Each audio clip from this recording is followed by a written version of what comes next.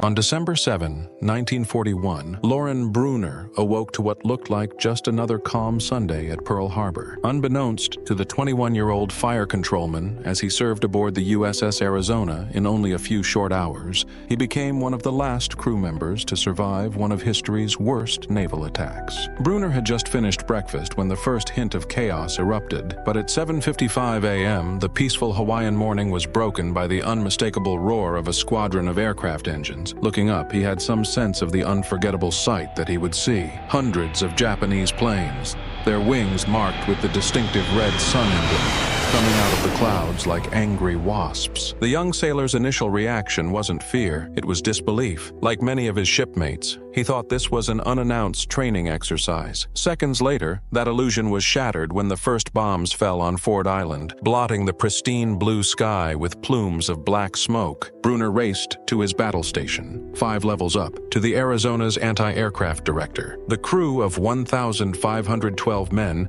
was only beginning to react when the first direct hit landed. The explosion tore through the entire ship, and shrapnel rained out in every direction. Bruner looked on in horror as fellow sailors, many of whom he had been laughing with just hours before, collapsed around him. The next few minutes were batshit madness. Japanese Zero fighters raked the deck with machine gun fire as dive bombers dropped their lethal cargo. Nonetheless, Bruner remained at his post, trying to avoid the barrage, but the worst was still to come. Around 8:06 a.m., a Japanese bomb struck Arizona's forward deck, sending a fireball through the ship's ammunition magazine. The resulting explosion lifted the 33,000-ton battleship out of the water. The explosion was powerful enough to be felt miles away in Honolulu. The ship's forward section was immediately consumed by a giant fireball, trapping hundreds of sailors below deck. Bruner was stuck aboard the blazing vessel, which left him with severe burns over 73% of his body. So great was the heat that the metal deck melted under his feet. With flames closing in on him and Japanese planes continuing to attack from the sky above, he had a horrifying choice: stay and be consumed by flames, or attempt to escape across a rope line to a nearby repair ship, the USS Vestal. Bruner made the desperate move to try for the escape despite his injuries. With 5 other sailors, he set out over the treacherous rope line 70 feet above the oil-covered waters of the harbor. With bullets whizzing by and flames at their heels, they gradually dragged themselves hand over hand across the line. The strength of 2 of the 6 men was not enough as they crashed into the burning harbor below.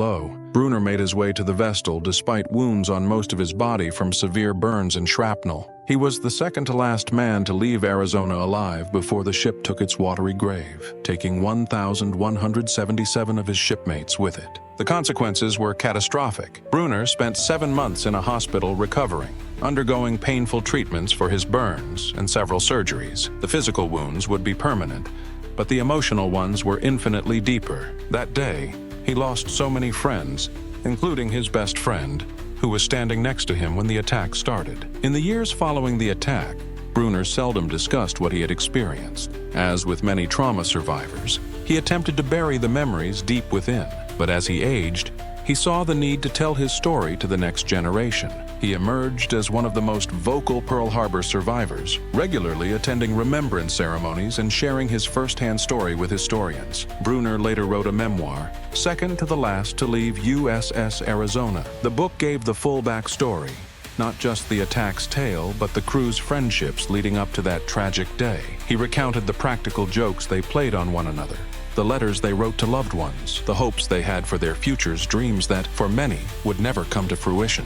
Perhaps most poignantly, Bruner asked for an unusual place for his final resting. Instead of being buried in a conventional cemetery, he requested that after his death, his ashes be interred in the sunken USS Arizona, where they could be reunited with those of his fallen shipmates. This practice, referred to as interment in the Arizona Memorial, is reserved for survivors of the attack who served on the ship. Lauren Bruner died on September 10, 2019 at the age of 98 as the last of the USS Arizona survivors whose ashes have been interred in the wreck. He was the second-to-last survivor of the Arizona to die, leaving 3 survivors of the ship's crew alive at the time of his death. His narrative describes the horrors of war and the resilience of the human spirit. Through his survival and subsequent commitment to honoring the memory of Pearl Harbor, Bruner's life and work ensured that the sacrifice of his shipmates and countless others in World World War II would not be forgotten. Today, a memorial to the ship, the USS Arizona Memorial in Pearl Harbor, is one of the few reminders of the events of December 7,